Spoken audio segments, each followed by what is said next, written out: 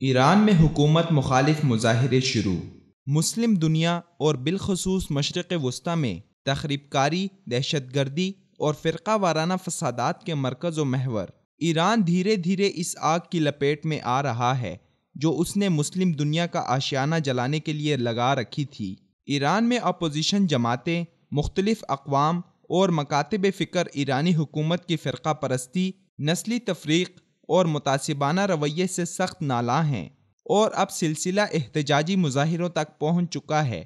ایران میں پولیس اور دیگر سیکیورٹی اداروں کی جانب سے صوبہ کردستان کے باشندوں کی بلا جواز گرفتاریوں کے خلاف مقامی آبادی سراپے احتجاج ہے۔ کردستان کی مختلف سیاسی اور سماجی تنظیموں کی اپیل پر احتجاجی تحریک کے آغاز کا اعلان کیا گیا ہے۔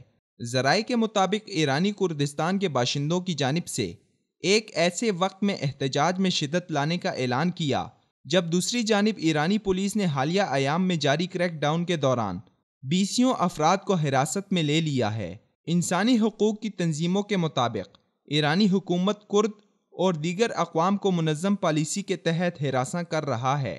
اندرون ملک غیر فارسی اقوام پر مظالم کے ساتھ ایران پڑوسی ملکوں اور خطے میں مداخلت کی پالیسی پر بھی قائم ہے۔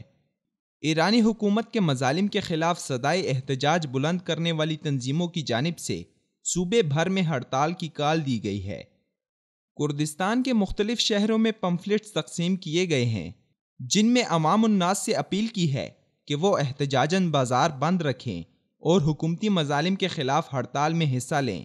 ایرانی کردستان کے ایک مقامی لیڈر نے کہا ہے کہ انہوں نے حکومت کے خلاف ہڑتال اپنے ایک لیڈر عبدالرحمن قاسم کی 1989 میں آسٹریا میں ایرانی انٹیلیجنس کے ہاتھوں قاتلانہ حملے میں قتل کی برسی کے موقع پر کرنے کا اعلان کیا ہے۔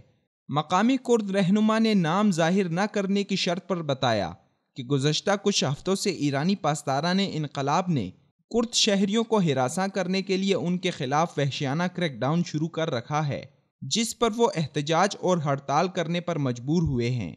انہوں نے کہا کہ ہڑتال کے موقع پر شہریوں سے اپیل کی گئی ہے کہ وہ ایک روز کے لیے ہر قسم کی کاروباری سرگرمیاں بند رکھیں، تمام سرکاری اور غیر سرکاری ملازمین ڈیوٹی پر نہ جائیں، تمام شہروں اور دیہاتوں میں پہیہ جام کریں اور پبلک مقامات پر کرد پرچم لہرائیں۔ ایران شیعہ ملاؤں کی منچاہی ریاست بن چکی ہے جہاں سرکار پر قابض شیعہ ملاؤں نے قوانین اپنی مرضی اور پسند اور ناپسند کی بنیاد پر وضع کیے ہوئے ہیں۔